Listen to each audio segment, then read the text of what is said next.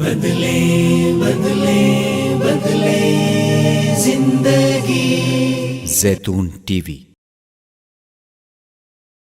رسول اللہ صلی اللہ علیہ وسلم نے فرمایا ان اللہ لا یستحیی من الحق، اللہ تعالی حق بات کو بیان کرنے سے حیا نہیں کرتے۔ تو غسل کے جو مسائل ہیں ان میں بھی بعض دفعہ کچھ ایسی باتیں آتی ہیں جو بظاہر حیا کے خلاف ہیں، لیکن علم کی ایک بات ہے، سیکھنے اور سکھانے میں حیا اگر کریں گے تو پھر ظاہر ہے ساری زندگی جاہل ہی رہے گا انسان۔ اور غسل کے مسائل سیکھنا اس لیے ضروری ہے کہ غسل جب فرض ہوتا ہے تو جب تک مکمل غسل نہ ہو آپ کی نماز ادا نہیں ہوتی۔ رسول اللہ صلی اللہ علیہ وسلم نے فرمایا الماء من الماء، حدیث ہے کہ غسل فرض ہوتا ہے خواہش نفس کے ساتھ جسم سے منی خارج ہونے سے۔ مرد پہ غسل کب فرض ہوگا؟ جب اس کے جسم سے شہوت کے ساتھ منی خارج ہو۔ منی بالکل سفید رنگ کی چیز ہے، ایک ہوتی ہے مزی۔ شہوت پیدا ہونے سے اگر کسی کے مرد یا عورت کے صرف رطوبت خارج ہونا شروع ہو گئی اس سے غسل فرض نہیں ہوتا۔ جب تک مکمل شہوت پوری نہیں ہو جاتی اور مادہ منویہ خارج نہیں ہو جاتا، چاہے احتلام کی صورت میں ہو یا کسی بھی طرح سے ہو۔ مردوں کے ساتھ چونکہ یہ بہت زیادہ ہوتا ہے نائٹ فال کی صورت میں، مردوں پر غسل کی یہ صورت بہت زیادہ فرض ہوتی ہے۔ جیسے ہی بلوغت ہوتی ہے تو احتلام شروع ہو جاتا ہے، ہفتے میں 1 دفعہ 2 دفعہ 3 دفعہ، بعض نوجوانوں کو روزانہ بھی 2 دفعہ ہوتا ہے، جبکہ خواتین میں یہ والے غسل کی صورت بہت ہی کم ہوتی ہے کہ ان کو نائٹ فال ہو یا اس طرح سے غسل فرض ہو۔ ہزاروں میں کسی ایک عورت کے ساتھ ایسا ہوتا ہے۔ ایک صورت تو یہ ہے غسل فرض ہونے کی۔ دوسری صورت کیا ہے کہ جب انسان اپنی زوجہ کے ساتھ ملاپ کرے اور انٹرکورس ہو جائے، چاہے اس صورت میں ڈسچارج دونوں میں سے کوئی ہو یا نہ ہو، لیکن دونوں پہ غسل فرض ہو جائے گا، مرد پہ بھی اور عورت پہ بھی۔ یہ تو مردوں کے غسل کے فرض ہونے کا۔ مردوں کے غسل میں ایک چیز یہ بھی ہے کہ اگر آپ نے رات کو نیند کی اور صبح آپ اٹھے اور آپ نے کپڑوں پہ نشان دیکھا، اب آپ کو یہ پتہ نہیں چل رہا کہ یہ منی کا نشان ہے یا مزی کا ہے، تو بھی آپ پر غسل کرنا فرض ہے۔ یہی سمجھا جائے گا کہ یہ آپ خواب میں ڈسچارج ہوئے۔ عورت پر جو غسل فرض ہوتا ہے ایک اور صورت میں ہوتا ہے کہ جب خواتین کو ایام آنا بند ہو جاتے ہیں، حیض یا نفاس سے جب پاک ہو جائیں تو بھی ان پہ غسل فرض ہے۔ یہ تو غسل کی فرضیت سے متعلق احکام تھے۔ کچھ چیزیں ایسی ہیں جن میں غسل سنت ہے، فرض نہیں ہے۔ جمعہ کا دن غسل کرنا، رسول اللہ صلی اللہ علیہ وسلم نے بہت زیادہ تاکید کی ہے۔ جو مسلمان ہفتے میں 1 دفعہ بھی نہیں نہاتا، وہ کتنا ہی نیٹ کلین ہو، مگر شریعت کی نظر میں وہ قابل ملامت ہے، اسے تانے دینے چاہیے کہ شرم نہیں آتی، ہو مسلمان مگر رہتے ہو بھنگیوں اور چماروں کی طرح۔ ملامت تو اسی کو کہتے ہیں نا۔ اس کی دلیل رسول اللہ صلی اللہ علیہ وسلم نے فرمایا، صحیح حدیث ہے، حق علی کل مسلم ان یغتسل کل اسبوع مرۃ، کہ ہر مسلمان پر لازم ہے کہ وہ ہفتے میں کم از کم 1 مرتبہ غسل کرے۔ ہر مسلمان پر لازم ہے، چاہے اس پہ غسل فرض نہ بھی ہو۔ اور کس دن بہتر ہے؟ جمعہ کے دن۔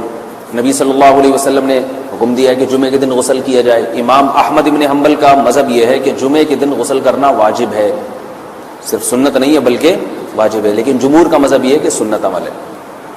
غیر مسلم جب اسلام قبول کرتا ہے تو اس وقت بھی اس کے لیے غسل کرنا سنت ہے۔ جب ہم مردے کو نہلاتے ہیں تو جو مردے کو نہلائے اس کے لیے بھی خود غسل کرنا افضل ہے، سنت عمل ہے۔ عید کے دن غسل کرنا سنت عمل ہے۔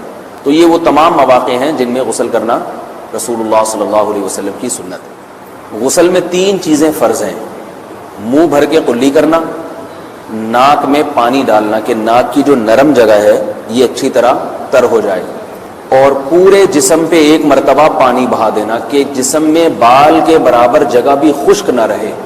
یہ تو ہے فرض، یعنی یہ کام کسی نے کسی بھی طرح سے کر لیا تو غسل ادا ہو جائے گا، چاہے اس کی نیت غسل کی تھی یا نہیں تھی۔